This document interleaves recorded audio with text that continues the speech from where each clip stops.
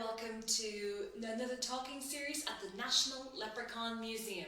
I'm Eleanor and I'm joined today again by the wonderful Paudie. Hello, Paudie. Hello, Eleanor, and hello, interwebs. How are we doing? Are we all well? Because you're looking well. Oh, the interwebs love you too, Paudie. Today... Take me.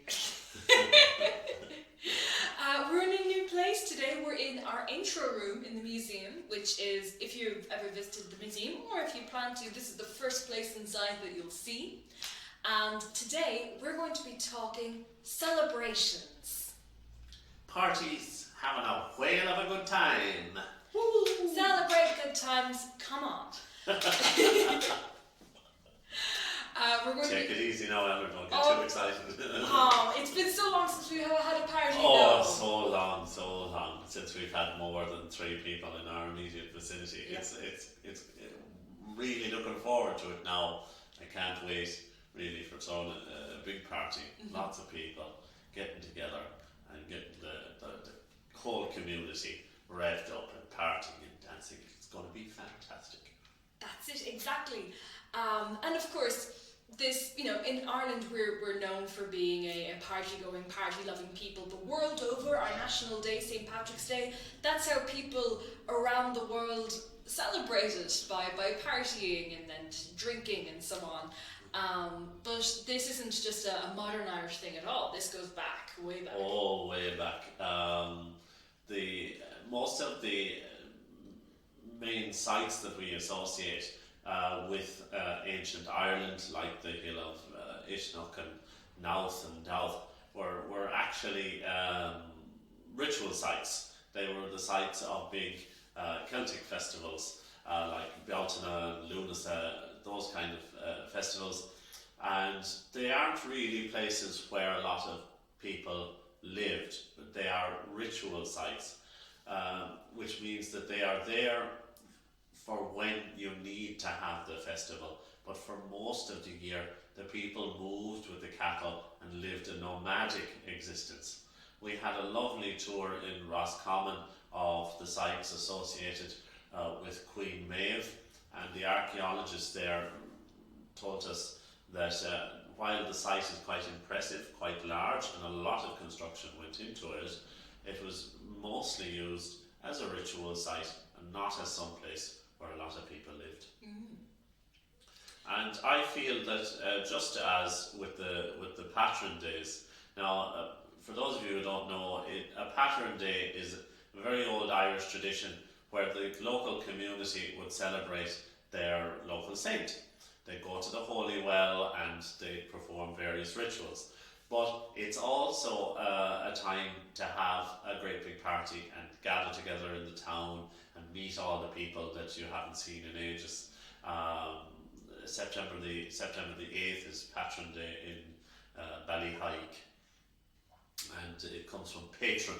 Okay. Yeah, is how they say patron out there in the West. Of course. Yeah.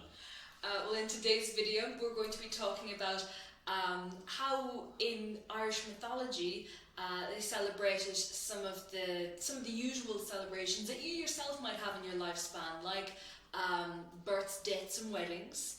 Mm-hmm. We're going to be talking about some of the more notorious or infamous parties that took place in our mythology, and if a party happens in Irish folklore and mythology, it's usually a bad sign. Yeah. It's usually a sign that something pretty dramatic is going to go down, and usually the party has a terrible ending. Yeah. You think your party's dramatic, you've no idea, folks. So the surreal is very important in a lot of Irish stories. I believe I mentioned the giant pig from the story The Arrival of the Milesians. But surreal and parties in Irish folklore and mythology tend to go hand in hand. Yeah. The two most surreal I can think of is the Hall at Faelin, which is from the story Octa Fergus Mac Létí, so the Adventures of King Fergus Mac Létí. And in that story, everyone is gathered in the Grand Hall in Faelin. Faelin is the home of the leprechauns, and King Obdon and his wife Queen Biba are throwing a great big party. Woo! But everything is to leprechaun scale. Everything, of course, except the food, which is still normal sized. Mark, you know Mark, but Mark describes in a beautiful way the roasting a robin on a spit. Yeah, the tiny little robin and roasting it. It's the biggest, smallest party. It's the biggest, yeah, it's a huge party for very, very small people. And of course, King Obdon stands up at the head of the table.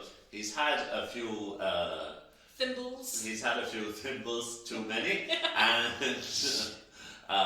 he starts to boast, and he starts to talk about how great of a king he is, how many battles he has won, how many things that he has built, and just how great he is in general. But Isert, his bard, his fila, his storyteller essentially, stands up, and Isert is, being the bard, the fila, is obliged to keep the king's ego in check, keeping Obdon feeling small. Pardon the pun. And Isert tells, well, you are very good at most things, but I heard that King Fergus Mac Lady over on the mainland makes the very best porridge in the entire world, and leprechauns love porridge. So for the bard, the fila, to stand up at the king's festival and say, by the way, you don't make the best porridge, oh, it's massive scandal. Yeah. You can imagine the whole hall going and Biba, of course, being the premier porridge connoisseur, says to Obdon that she will not sleep until she tastes some of the Ulster's finest porridge. And if you'd like to know what happens next in that story, you can watch Paudie tell it on our YouTube channel. But to have someone, essentially a party for you, Yes. going, well, you're not good at this, is. Yeah, well, it is, but it was kind of the bard, the fila's job to keep the king from getting too big a head. In a sense, the bard, the fila, was the only one in the court. That didn't mean that many bards didn't spend their time flattering the king. They often did, but it was also considered to be their job to make sure that the king didn't go out conquering, thinking he was the best, only for the whole the whole kingdom to fall apart. Okay, that's a really good that's a really good idea, really good structure to have in place. Yeah, to have for someone very powerful, I think, to have someone who is obliged, who is legally, culturally, ritually obliged to tell you the truth, no matter what. Yeah, would have been very effective in those primitive days to keep governance or good government in line. Yes, and being able to speak truth to power, of course, is still really important today, and keeping those in power accountable. But you know what Irishmen are like as well. And I'm counting Phelan as the leprechauns there as Irish men. You know, if an Irish man stands up in a party and says, "Oh, I'm the best driver. I drive my children everywhere. I get them there like that, and I could park on a stamp." And then inevitably, some other man at the party, he'll have a couple of whiskies in him, a couple of pints of Guinness. Maybe, and he'll go, you're a great driver, but there's a lot of dents in your car. So it's a very Irish party at the same time. Is. Lots of good food, lots of good drink, lots of good stories, even if the stories are just boasting about yourself, and of course someone at the other end of the table going, you're not that great. Yeah. A lot of teasing and prodding, and it is a natural Irish thing to not let people get too head above their station. Exactly. Taking them down a peg. Come down here. Yeah. So the level of the surreal is quite high in that one. Obviously, you're having a miniature party, but miniature people eating their own food. The other surreal one then is the story of Maeve's Samhain party in the story of Nera and the corpse. So Nera is one of the warriors of Ulster. He's attending the party at Samhain in Maeve's fort, and there is a corpse hanging from the rafters overhead. And the ancient Irish were very superstitious about corpses and dead bodies, so they didn't like touching them, especially at Samhain, especially at Halloween, when they believed that the dead emerged from the underworld and walked abroad on the land. So Nera is kind of trying to prove himself by tying a bangle around the corpse's foot while hanging from the rafter up in the rath. And while he's there, of course, the corpse wakes up, clings onto his back, drives him out into the rest of the fort. Nera goes door to door. The corpse causes all kinds of havoc.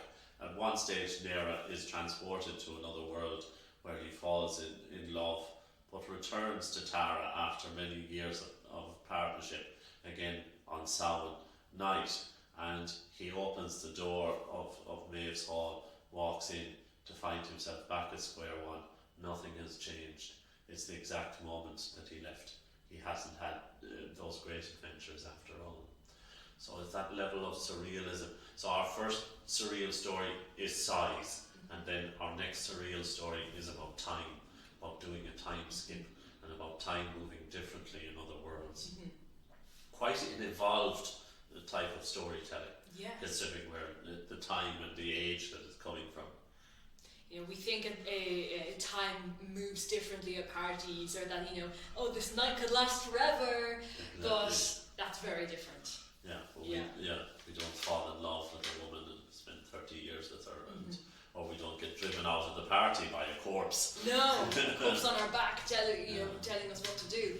But the thing of before you move on, yes, I do wonder sometimes when I tell that story is what kind of is it Halloween decoration, or did Maeve just kind of keep the dead there in cages in the rafters during her parties? So that, or were people so desensitized at the party that they were like, oh yeah, there's a corpse over there hanging from the rafters, but I don't care. I'll have my mead and my honeyed cakes. I'll be fine.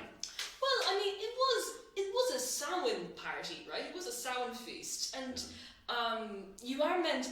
Now, the idea is that you are meant to leave a spare place at the table for the dead, but I think she might have just taken it rather literally. Yeah, brought the dead man inside.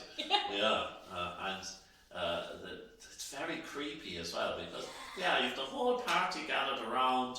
They're watching Nera performing his stunt. He's crawling up, and the corpse is crying out in a very dry, very coarse kind of a whisper. So for a party, it's the surrealism is way up there. Yeah, it's a fantastic story, and it also has that thing of another Irish men thing at a party, or a young men at a party thing in general of egging each other on to do weird stunts. Yes, to prove your bravery, to prove your mettle, and then of course of course the Samhain, or what we would today call Halloween, where you're all trying to tempt to the dead. Yeah, but it gives you a sense of how human beings have changed. Now, if you're egging someone on, it's for skinny dipping or streaking or something at the end of the party. In those days, it was, will you tie a bangle on this corpse that's hanging from the rafters? I'm not saying men have gotten soft over the years. But different breed, I think. But the thing of going away from the party, or being caught up at the party and finding that time has changed, is something that crops up a few times in our stories. It's definitely. The Kitty Considine story is the one that where Kitty gets lost on the moor, and she is invited into the cottage, into the home of a very small man. But almost immediately after sitting down and having a cup of tea or a dram of whiskey, a load of other little small men start to arrive. And of course, they all want to dance with the beautiful young girl. She dances with each of the men in turn, but she dances and dances so much she wears out her shoes, and her bare feet are covered in blisters and sores. And when she wakes up in the morning, the house is gone, the little men are gone. She walks back to the village to find that she's been gone for hundreds of years. Yeah. So again, moving away from a party or a party ending and time changing is it's up there. Yeah. I wonder where that came from. That sort of motif. I think it probably has to do with the Irish festivals of Bealtaine and Lunaset, where everything was just so out of the ordinary compared to the rest of the year, when it was work from sun up to sundown and to keep yourself alive. And then everybody gathers, you might have the bonfire, and you do things that are so out of the ordinary. Leap the bonfire, purify the cattle, drink a strange drink that you've never heard of before, and move into an altered state. Perhaps there was some drugs involved. We don't know. So it would have felt to the people that woke up the following day after the high festivals as if time had changed. That makes a lot of sense. And how there were very strong boundaries between ordinary time and your parties or your celebrations in a way that isn't really there today. No. I suppose the Catholic Church tried it for a while, and there's the old joke of why is St. Patrick's Day in the middle of Lent, because they knew the Irish people couldn't get from one end of Lent to the other without a party and a drink. But the modern world, the modern capitalist world, I suppose, wants time to move at a steady pace all the time, and almost every day to be like, Christmas goes on forever now, and nobody thinks that it should be confined, just spreads itself throughout the year, because that's in the interest of capitalism. Yes, and it's also in the interest of capitalism that we indulge ourselves a lot more. Yeah. Exactly. Oh. Exactly. Sorry, we just got very political philosophy there all of a sudden. So we mentioned earlier on that parties tend to go wrong in Irish folklore and mythology. Do you have a favourite story where the party goes wrong? My favourite story where a party goes wrong would probably be Dearman and Grania. That starts with the party going very, very wrong. It really does. It does. Yeah. When Grania was told by her father, Finn McCool, or by her father, the king, that she was marrying Finn McCool, she must have had an image in her brain of the brave Finn McCool, the hero Finn McCool, the perfect Finn McCool that she was going to marry. She turns up at the engagement party, because in those days you didn't see your spouse until the engagement party, only to find that the brave Finn McCool is now an old doddery man. He's old by Finn McCool's standards, he's still very strong. Yeah. But she doesn't want to marry an old man nonetheless.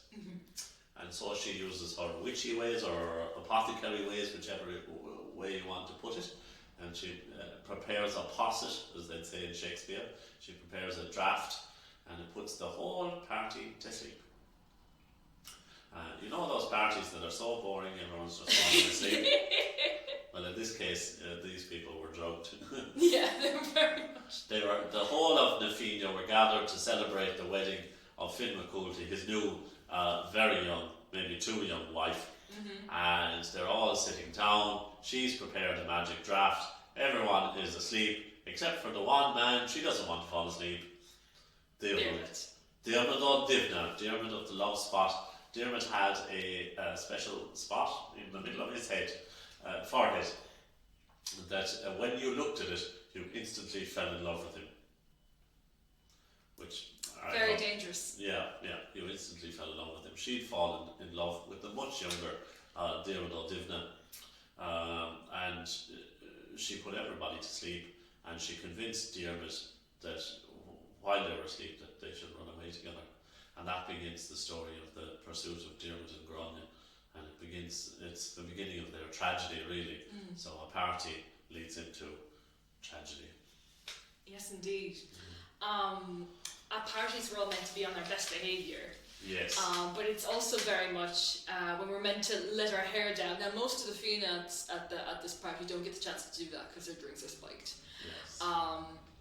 But the story of a young girl being compelled into marrying a much older man is very much a familiar one. Still. But as engagement parties go, what a snooze fest!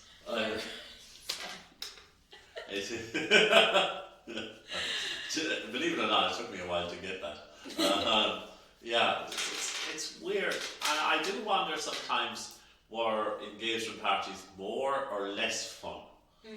Because nowadays when we have an engagement party, you know the couple very well. Maybe you've known them for years. Most Irish people marry now in their late 30s, so they've been going out for maybe 5 or 6 years before they decide to get married. Yeah. And then they have a party and they know everybody at the party. Everyone knows everyone else. I do wonder that, like, obviously I don't condone that kind of marriage, but I do wonder if how much fun you could have when the two sides of the party don't know each other. Yeah, that's often the case at the wedding itself, maybe. Yeah. When you're bringing these two families together who maybe still have to get to know each other, but the engagement party itself, where you're celebrating the union or the future union. But yeah, Grania is like the only woman at this party. It's Fionn, her future husband, her dad, the king, all the men of the Fianna, druids. Not much going on at the party, even if if she accepted marrying Fionn. Must have been quite intimidating for a young girl. I'm not surprised she put everybody to sleep. Yeah. Now that I think about it, yeah. Grania's often described in the stories as being kind of cold and calculating, but you can understand and empathise with her at the same time. Yeah. Presented with all of these senior men, I think, because even Oscar, Finn's grandson, was older than her. Yeah. Yeah. So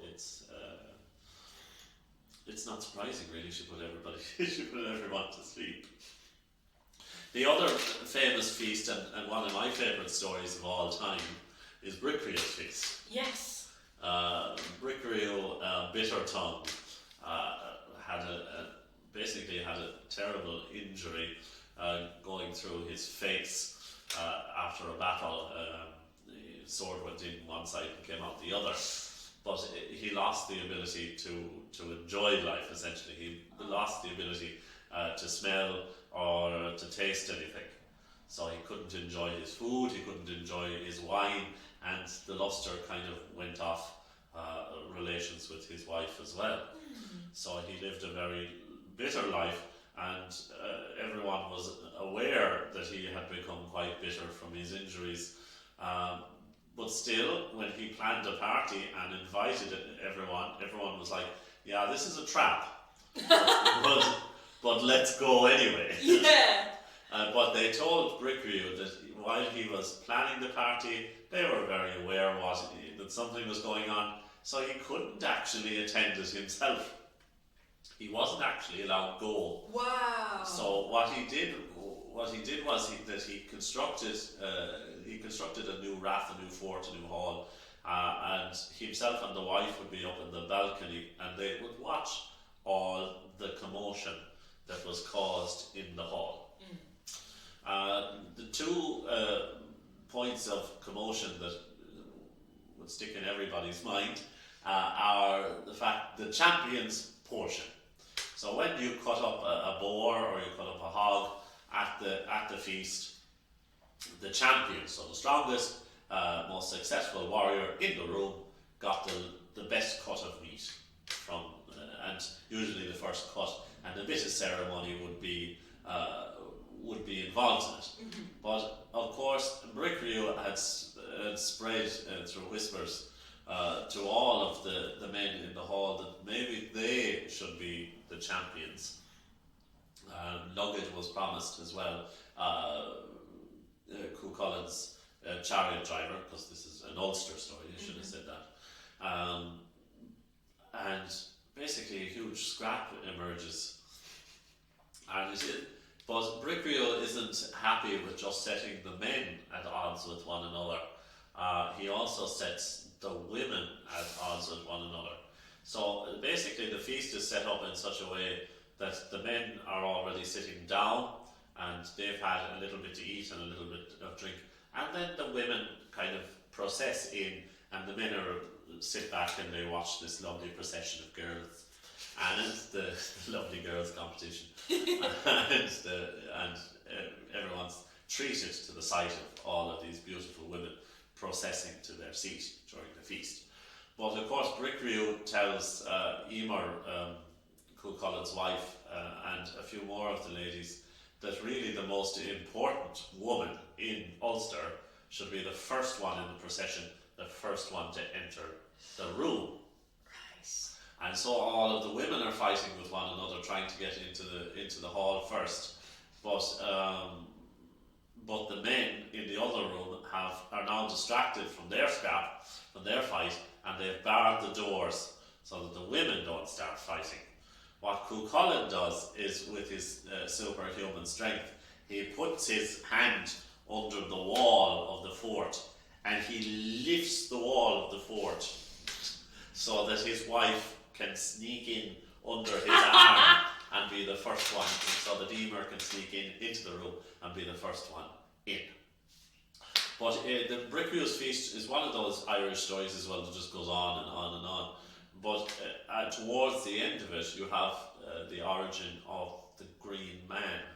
So the Green Man in Arthurian legend is based on an earlier Irish story. It's based on the end of Brickrio's feast, when Cúri Mac Dara, the magician king of Munster, turns up and offers the usual Green Man deal.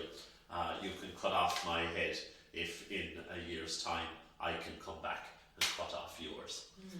So it's important in the history of folklore and mythology. Brickrio's feast is actually a very important story.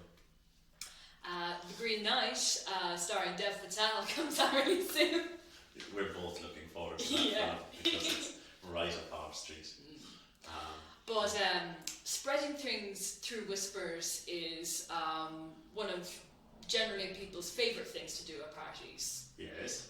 Brickrio being no exception here, of course. Mm-hmm. Well, in Brickrio's defence, he wasn't actually allowed to go to his own party. No. Yeah, he had to watch it from a balcony. So he had to make himself something to watch. Yeah. Well, he probably preferred it that way anyway. Yeah. Yeah. Stirring the pot. Yeah, but it is yet another example of an Irish party going horribly wrong. Yes, indeed. And trying to contend with people's egos, and there would have been a lot of egos in that room. Yeah. I'm glad the champions portion isn't something we generally have today. No, but I find that men will sometimes fight over different things, like who should carve the turkey. And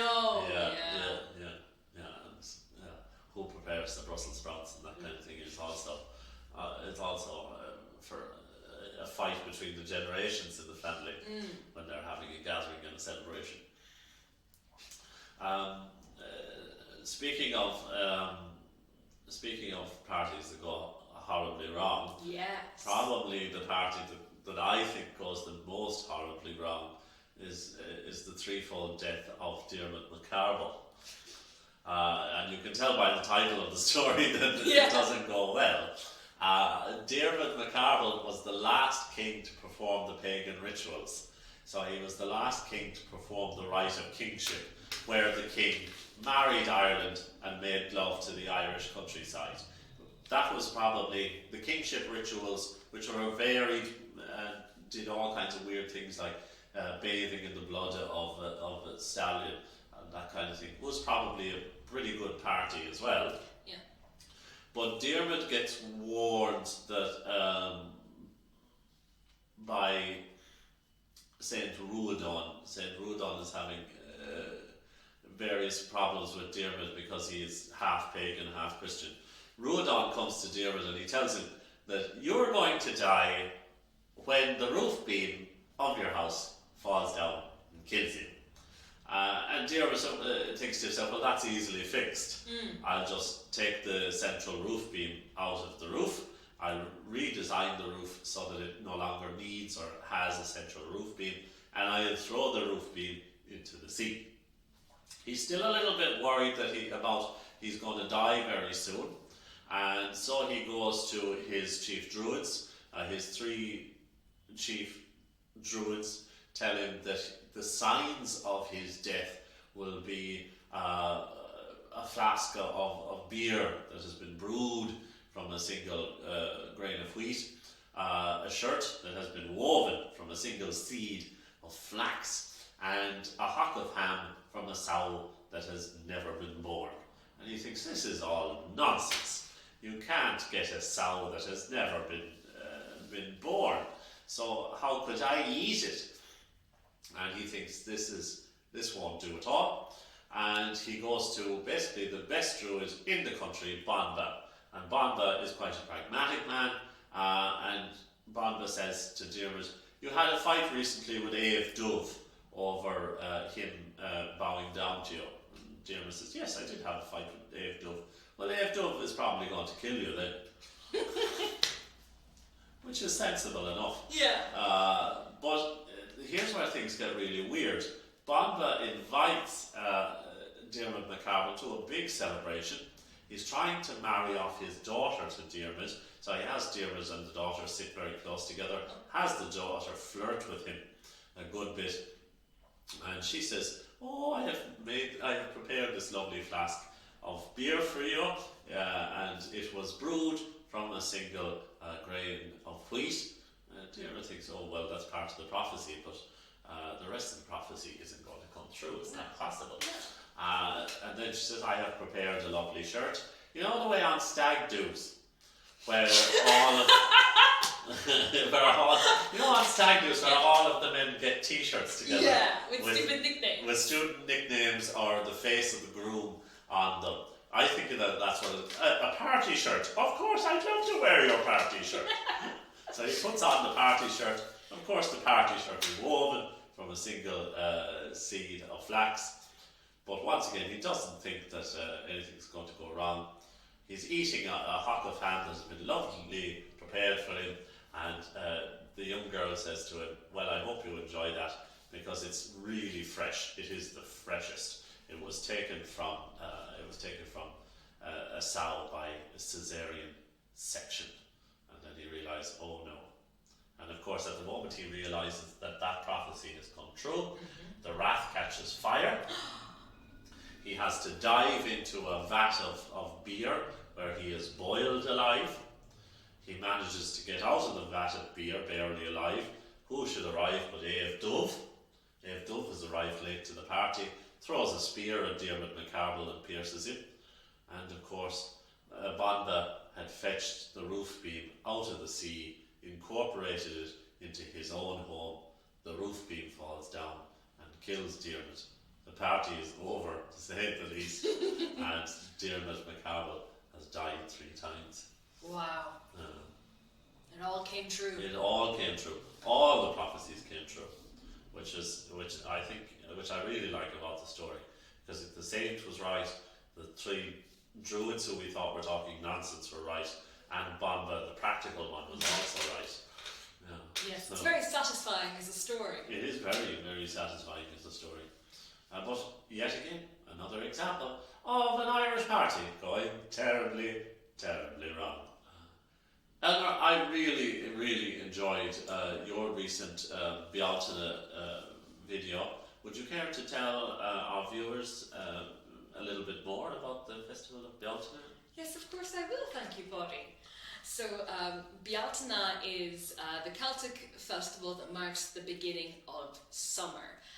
It's celebrated usually on May 1st, so at time of recording it's our most recent Celtic festival, Celtic celebration.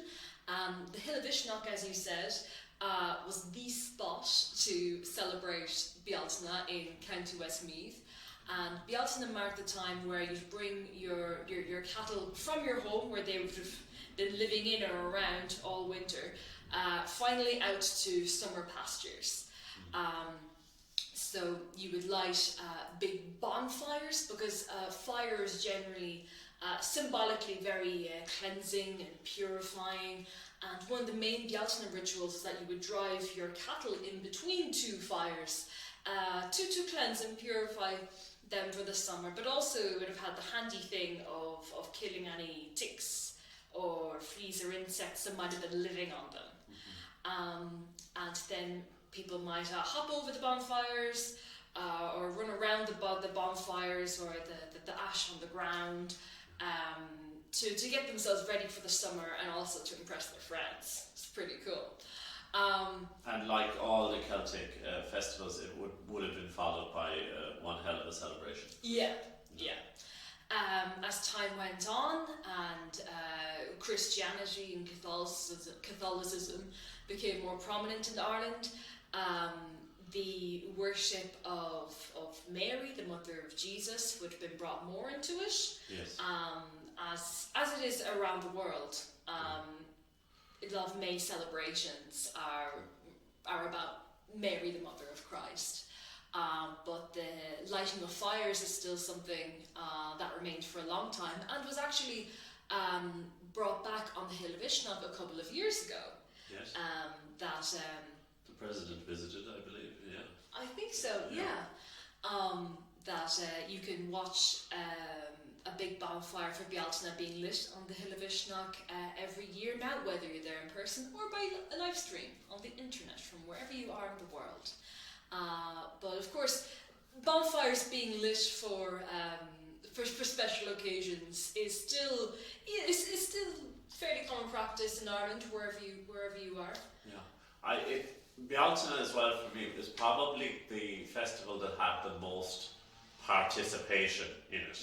Everyone was doing something to do with Bealtaine, whether it was getting the cattle out into the summer pastures or lighting the bonfire. But probably the thing that impressed most people was that every fire was put out. You couldn't have your own fire, and in the days before electric heating, not having your own fire on May the 1st must have been a little bit miserable.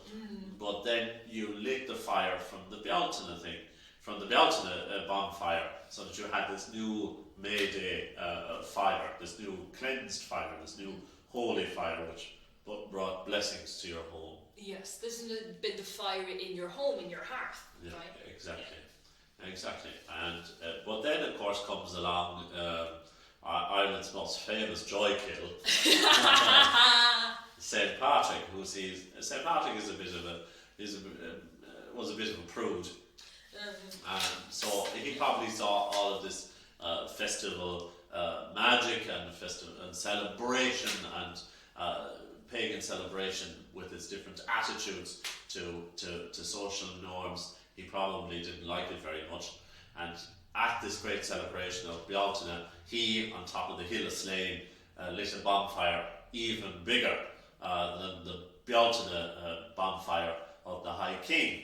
And of course everyone noticed that even though St. Patrick had broken the god's rule and lit a bonfire when there should only be the two central bonfires for Bealtaine, because there was two bonfires and you drove the cattle in the middle.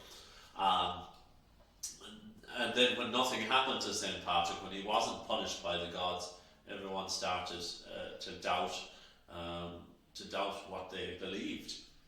And it must have been kind of sad, because Bealtaine is this big festival, this festival of purification and ritual and the old gods and new life and finally getting rid of the cattle and all their ticks and fleas from outside your front door. It must have been great. And then to realise that the following day that what you believed would happen is that St. Patrick would be punished didn't actually happen, and that your whole party is, well, just an excuse to have a party. It must have been a little bit disheartening. Must have been, for people. Yeah. Imagine if how different things would be if the gods had actually smited St. Patrick. Yes, it would have been very, very different. Quite different, in fact. Yeah. Our gods are fun, but I think it would have been a disaster if they were actually knocking around at the moment doing things. Oh my God, Yeah. Very chaotic. The Dag, they loved a good party, a good celebration, of course, and a good bowl of porridge. And I'm sure that would have been a recipe for chaos. So that's actually a really nice example of how St. Patrick didn't try to reinvent the wheel on Bealtaine. No. He just tried to do what people were already doing, but better. Yes. And the church has always been more successful with groups where it looks at their traditions, like in the Celtic church, looks at their traditions and tries as much as it can to incorporate them into the new religion. Yeah. So in Ireland, Christianity was very successful because Irish Christianity had that whole Celtic flavour to it, but it was perhaps less successful among the Aboriginal communities of Australia because they didn't have the same respect for the local mythology and the local beliefs. And we're going to do a hop, skip, and a jump now at this stage, because we've moved you into the Christian period, and we're going to go all the way down now to the other brand of Irish stories, the other brand of Irish mythology, and that is the stories of the ordinary people collected in the late 17th and late 18th and 19th centuries by people like Croft and Croker. And there's a lot of stories there about parties as well, as you could probably imagine. Loved a good party. And the ones that comes to mind, there's of course the ones that we lovingly refer to as the corpse disco, where the young man goes and dances with the dead all night and has a whale of a time. But the one that always strikes me is the soul cages. Is being invited to party, to celebrate with a merrow person. Yes. So meeting a merrow man, A, hideously ugly, B, looks a bit fishy, and C, is a hopeless alcoholic, and you go and you meeting, and out of politeness, the gentleman in the story of the soul cages go, of course I'll come to the bottom of the sea and party with you and have a celebration with you. And then when I arrive at the party and realise that you keep souls in crab pots and lobster pots and cages, and then going back to the party afterwards, getting drunk again with the merrow and freeing all the souls. That must have been one hell of a good time. Yeah. Most of it, it's a really fun story. It's one that we do tell to children, but very much hinges on poaching. And and getting this merrow drunk so that the gentleman in the story, Jack, can free all the souls from the soul cages over and over.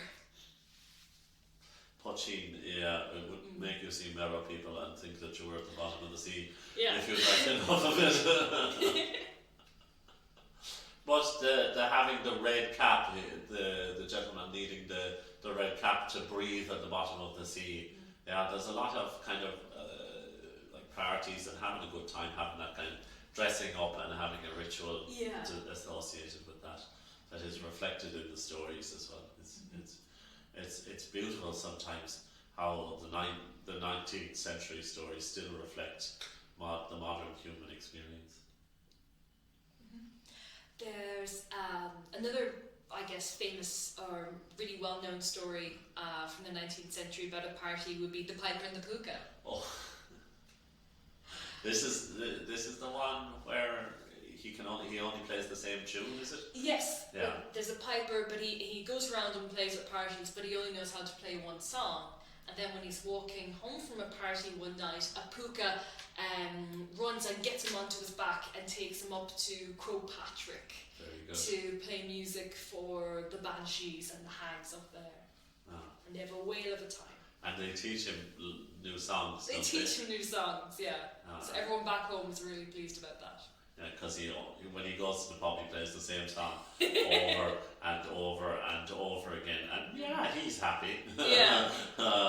And when he goes to the party with the hags and learns new music, he goes home the following morning and he thinks, oh, I have all of these treasures. I have new pipes, and of course I've learned these wonderful new songs. And then he goes to play them and he can't. It all sounds terrible. Yeah. It always reminds me of, a guy at a party who'll break out his acoustic guitar and start doing Wonderwall. Yes, that's true.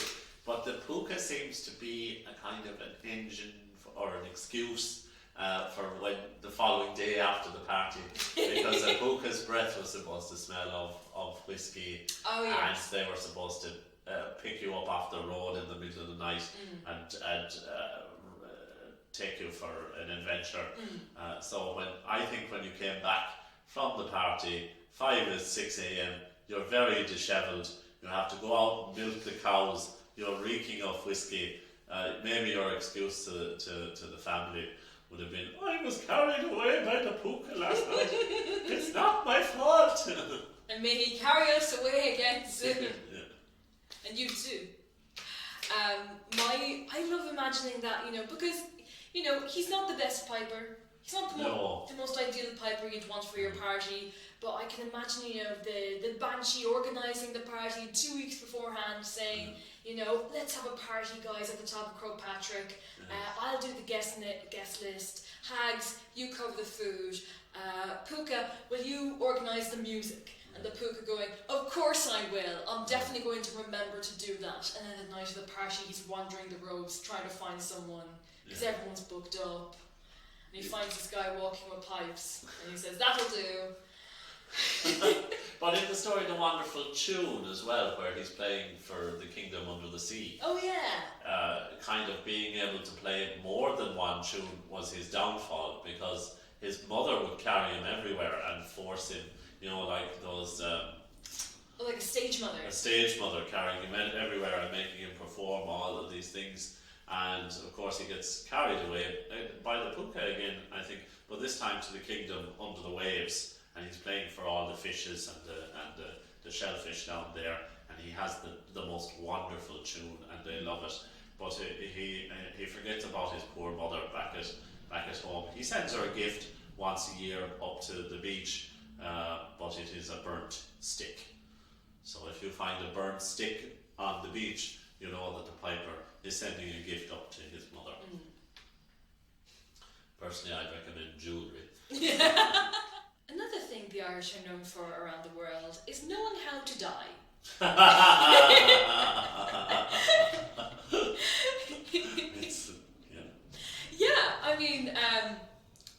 One thing, people around the world will have heard of an Irish wake, and I guess the idea that people may have of an Irish wake is that just everyone's sort of drinking all the time, and that's only partly true.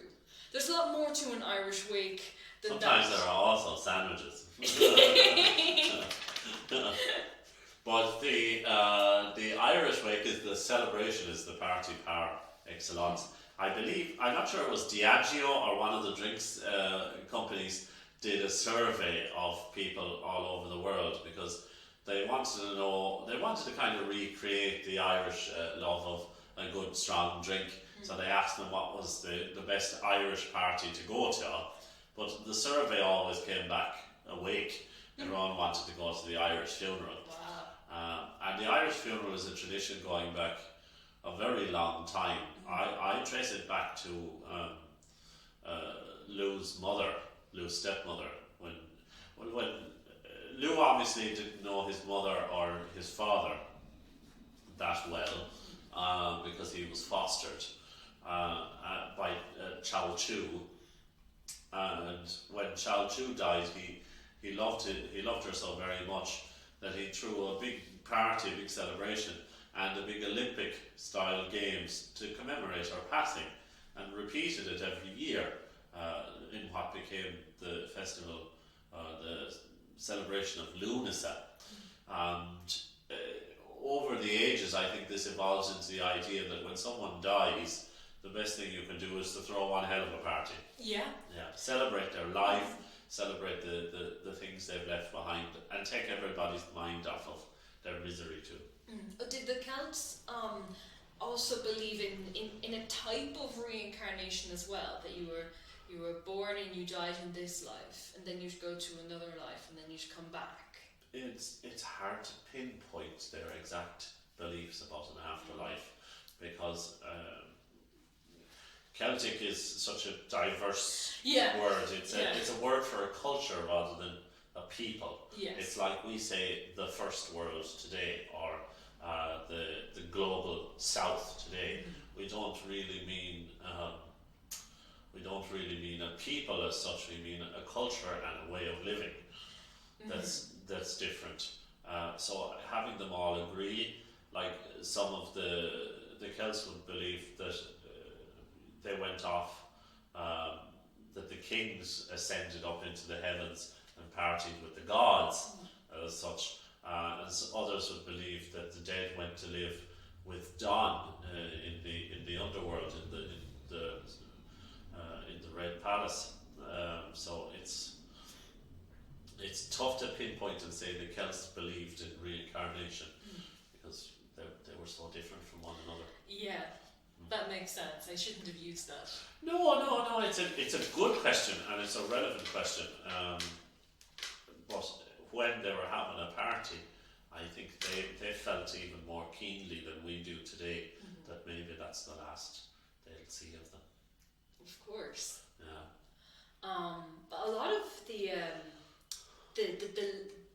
length of an Irish wake is attributed to the fact that you were waiting for the dead person to wake up just in case. Yes. Yeah. Went on quite a while, and you weren't supposed to leave the body alone. Yes, and that's why you had them there in the first place, so you could watch and check. Yeah, and they were often in the middle of the room. But of course, the Irish wake featured the best of song and story, and around the corpse, and games. People are often surprised when we tell them that the Irish played parlour games and had a good party around the corpse. One game involved two men on either end of a long stick trying to steal the stick from one another like this, and it was hilarious. But the closer to the corpse it was played, the luckier and luckier it was believed to be. So parlour games at a funeral, it's weird to us, but to those people it was the right time. In fact, it was the perfect time to have a party. These days, or in different places, there's a lot more distance between you, the mourners, and the corpse or the deceased. But in an Irish wake, even today, that distance isn't so far. No, we haven't completely sanitized death yet. No. There's still, out in rural Ireland, there's still a good sense of not letting people go lightly. Yeah. Of being witnessed. Yes. Yes. Exactly right. Which I think, which made funerals in current times quite difficult for us, because we couldn't do what we always do. Speaking of wakes and parties and celebrations, one of my favourite folk songs is of course the one about a party, is about celebration, and it is about a wake. Hey. It's Tim Finnegan's Wake by the Dubliners. And do you know it? No. It's a great story as well as a song. And basically, Tim Finnegan is a labourer, and he has an accident at work, and everyone thinks he is dead, but really he is just incredibly hungover, and he goes into a coma-like state. Everyone thinks he's dead, but you get the sense that everyone was looking for an excuse to have a party, because they then have a wake for him, and they have lots of good food and lots of good drink. But of course, being a good Irish wake and being a good Irish party, what happens? A fight breaks out. Hey! And of course, then the bottles start flying. A whiskey bottle is thrown, and some of the whiskey scatters over Tim in the coffin, and he wakes up. And he says, "By thundering Jesus, do you think I'm dead?" So it's a great song. Tim Finnegan lived on Walking Street, a gentleman Irish mighty odd. He had a brogue, both rich and sweet, and to rise in the world he carried a hod. But Tim had a bit of a tippler's way. With the love of the liquor he was born, and to send him money his way each day, he'd a drop of the crate the every morn. And then it goes into the usual Irish chorus of "Whack for your down, will you dance with your partner? Welt the floor with your trotters shake. Isn't it the truth I tells you? Lots of fun in Finnegan's wake." And I love that line of being at the party and welting the floor with your trotters. That's amazing! Yeah. For those of you who are looking at us, what's a trotter? It's the pig scoof. Yeah, a pig scoof is called a trotter. And so welting the floor with your trotters is basically just that thing. Denting it. And the old Irish thing of, "Hey, I'm at a party and my leg is bouncing." But oh no, I couldn't be actually dancing, because that would be too good for me. Well, thank you so much for the song, Paudie. Oh no, it was a pleasure, really.